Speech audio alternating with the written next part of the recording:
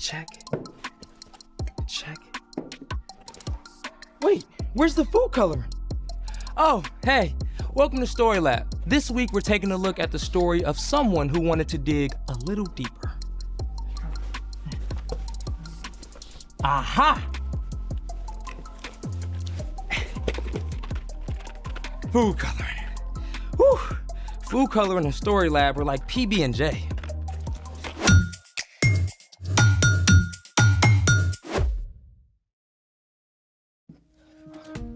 Hey, I'm Carter, and that's it. Okay, then I guess it's my job to let you know that all this month we're talking about ways that we can grow in wisdom, just like Jesus did.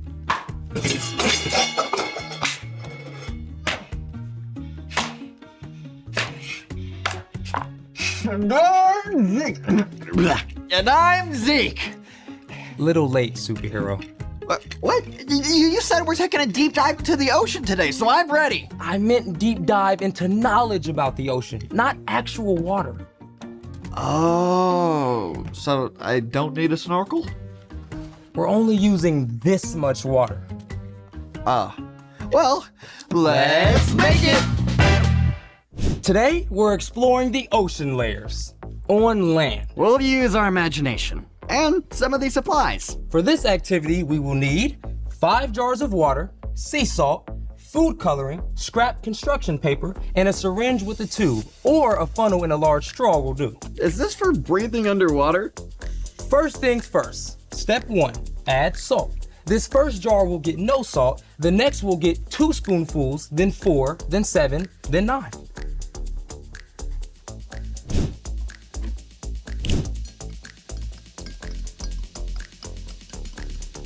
And 4. Now we move on to the next.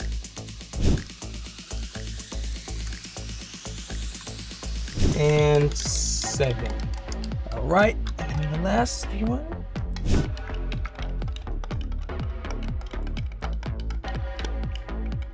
And 9. Oh, excuse me, Zeke.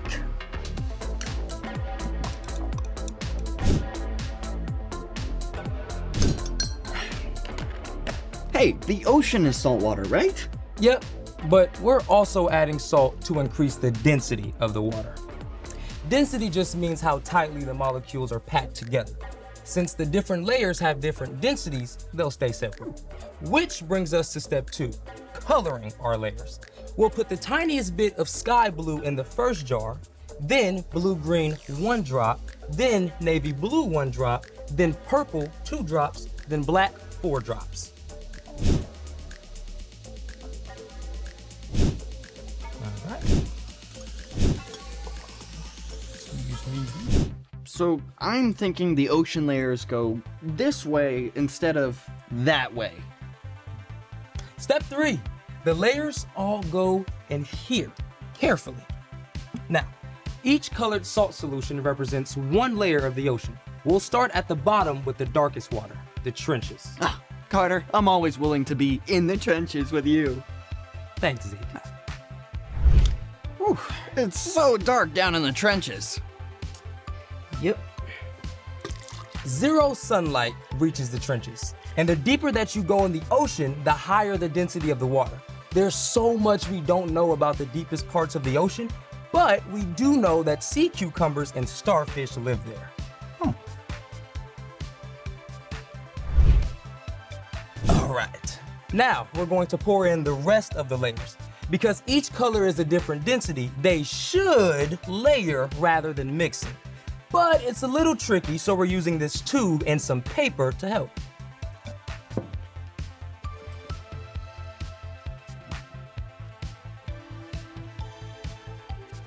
There. All right, next layer, the abyss. I feel like we're doing very delicate sea surgery.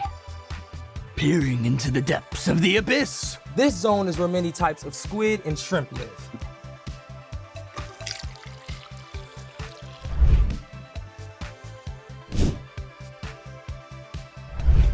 It all kind of looks the same. You know what we're missing? Light. Ah, Here it is. You see? Yeah. All right. Okay. Now for the next layer, the midnight zone. In the midnight zone, we find anglerfish and the ever-popular blobfish. That looks so cool. That's great. Okay, next. The twilight zone. We get a little more light reaching down here. Here you go.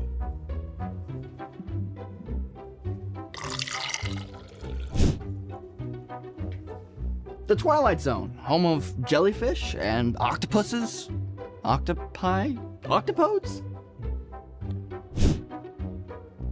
All right. And finally, the sunlight zone, our lightest solution both in color and density. You ready? Yep. Sunlight. Almost done. Yep. In the sunlight zone, we find sea turtles, clownfish, flying fish, manatees, dolphins, tuna fish, blue whales, and so Much. more. Oh, dude, this is awesome sauce. It's so cool how the layers stay separate. Yeah, the ocean covers almost 3/4 of the Earth's surface, and we only know details of about 1/3 of the ocean's animals. And every year, almost 2,000 ocean animals are discovered. The deeper we go, the more there is to learn. Speaking of, it's time for... The story before the story. Today, we're in the 3rd book of the New Testament, Luke. God made a perfect world, but people turned away from God.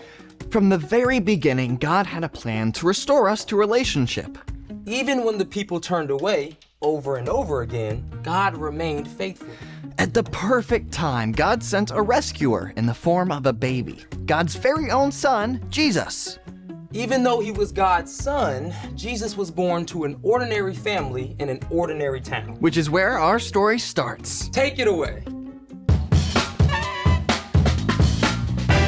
Hey everyone, I'm Brian. Jesus grew up in an everyday family in a small town. His family had traditions just like families today do special things each year to celebrate holidays. Every year, Jesus and his family would travel to Jerusalem to celebrate the Passover. During Passover, the Jewish people remembered how God delivered them from enslavement in Egypt. When Jesus was 12 years old, he journeyed to Jerusalem with his family, as usual.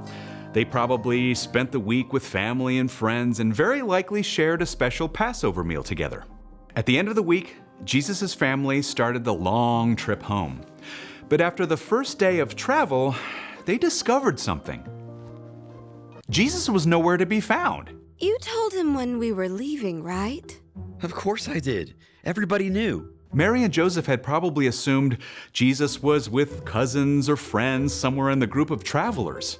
No one has seen him all day. Did we really leave him behind in Jerusalem? We have to go back, right now. Mary and Joseph raced the whole way back to Jerusalem. By this time, 12-year-old Jesus had been without his parents for several days. Any news? Nothing. None of our family or friends have seen him anywhere. He's got to be somewhere. We haven't looked there. The temple? At last, Mary and Joseph climbed up to the temple, and sure enough, Jesus, my son! Jesus, have you been here all this time? This young man has been asking us questions. Pretty impressive ideas, too. We're frankly amazed by what he understands. Jesus, we've been looking everywhere. Why didn't you tell us where you were going? Why were you looking for me? Didn't you know I had to be in my father's house? It's time to go home now. Come back anytime. Jesus returned home to Nazareth with his parents and continued to obey them. As he grew up, he became wiser and stronger and more pleasing to God and to people. The end. That's crazy. Jesus was without his parents for days in a big city. What did he eat? Where did he sleep? Well, Luke does not record that part of the story. So What's our part in the story? Jesus is God's own son, and he looked for and grew in wisdom. Now, if Jesus did that, then it's definitely important for us to look for wisdom too. Wisdom is finding out what you should do and doing it. Okay, I know how to look for stuff like my shoes, But how do we look for wisdom? Oh, well, you can think of wisdom like a buried treasure that you really have to dig for. Wisdom isn't just being smart or knowing things. Wisdom is knowing what to do with what you learn. Yeah, like I can know that eating veggies will help me stay healthy, but that doesn't matter if I keep scarfing down junk food. You gotta actually eat those carrots and hummus. Great example. You can also gain wisdom from your mistakes. I put off studying for a test last week. Then I had to stay up super late to study, and I was so tired I didn't do great on the test anyway. So wisdom for you will be starting to study ahead of time for the next test. For reals. You can learn wisdom from other people too, both from wise choices that they've made and also from the times that they've failed. It could be your parents, a favorite aunt or uncle, or a small group leader. I like hanging out with my grandpa. He's also got amazing stuff to say. Back in my day. Well, most importantly, we can ask God for wisdom. In the book of James, we read, "If any of you needs wisdom, you should ask God for it. He will give it to you."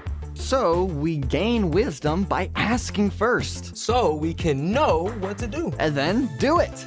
I think you got it, wise guys. See you next time.